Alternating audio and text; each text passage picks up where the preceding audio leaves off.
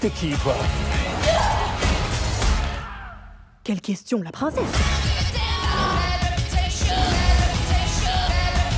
Tu veux un coup de poing à la gueule, putain? Bonjour à vous les petits cinéphiles. Aujourd'hui, on va revenir sur une nouvelle sortie streaming avec le film The Princess ou La Princesse qui est disponible depuis vendredi sur Disney+.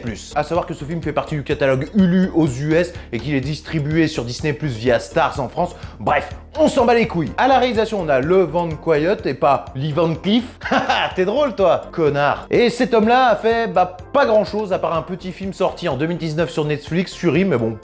jamais entendu parler. Au casting, on a la jeune Joey King qu'on a déjà pu voir dans les films de Roland Emmerich, White House Down, Independence Day de Résurgence ou alors dans la série The Act ou même dans les 3 films The Kissing Booth que j'ai vu.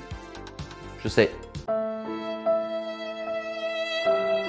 Et ce casting est complété par l'excellent Dominic Cooper qu'on avait pu voir dans la série Preacher ou alors Olga Kurylenko qu'on a pu voir dans James Bond ou alors récemment dans le pas très bon Black Widow. Et alors de quoi ça parle? Lorsqu'une jolie princesse au caractère bien trempé refuse d'épouser le cruel sociopathe auquel elle est promise, son père foudrage la fait enfermer dans une tour isolée du château. Déjà, j'adore ces films à concept qui t'installent dans un cadre que tu connais bien, le cadre des châteaux, des princesses Disney, etc. etc.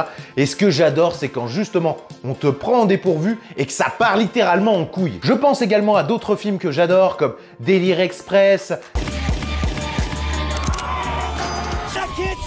Kick out the window, isn't that what they do? I think I pulled my groin! Get your foot out of there! C'est la fin. Tout est là, dans le livre de la révélation.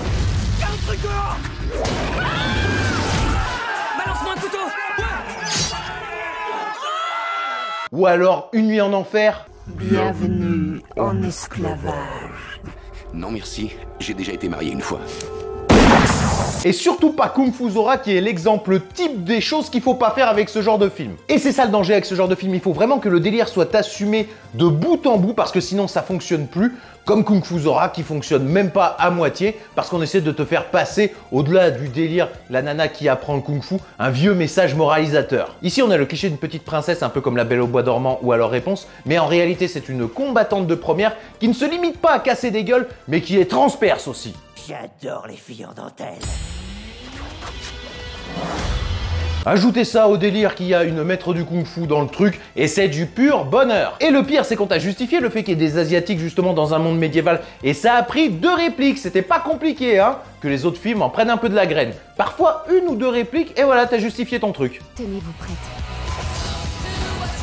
Il faut que le film en réalité soit conscient de ce qu'il est, juste un pur divertissement, kiffant, jouissif, décérébré. Parce que le scénario du film est vraiment pas compliqué. En gros, t'as un salaud qui envahit un royaume, t'as une princesse qui a été initiée aux arts martiaux par sa maîtresse asiatique, et puis elle descend les escaliers et elle déboîte tout le monde.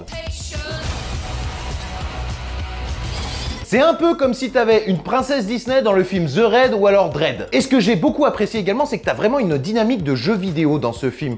En gros, au fur et à mesure que la princesse descend l'escalier, elle rencontre de plus en plus d'ennemis qui sont de plus en plus puissants et qui, bam, leur pètent la gueule. T'as même des petits moments un peu de calme justement qui pourraient presque faire penser à des zones de sauvegarde. À des moments, elle trouve du matériel, elle s'upgrade et puis vers la fin justement, elle affronte le bras droit du méchant avant d'affronter le boss final. Ce qui pourrait, à mon sens, être cité comme une très bonne adaptation d'un beat'em all. Et puis merde, j'ai bien aimé justement qu'on transforme une petite princesse Disney en mode combattante de l'extrême, en mode Fiona mais en adaptation live.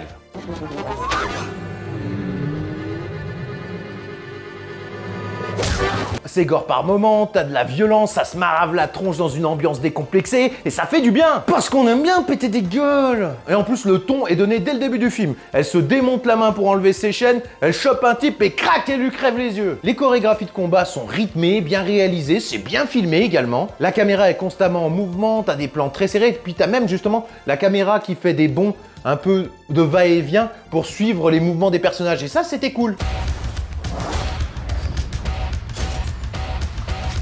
Bien évidemment, heureusement que le film ne dure qu'1 heure et demie parce que, on va pas se le cacher, ça devient assez rapidement répétitif.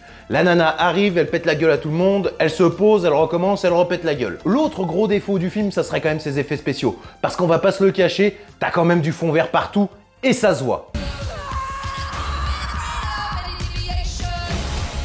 Niveau acting, c'est pas des prestations Oscar, mais ça fait le job. On voit bien que Joey King a envie de casser un peu son image de petite amoureuse transie, oulala, et que là, bam, elle te pète des roupettes à tout va.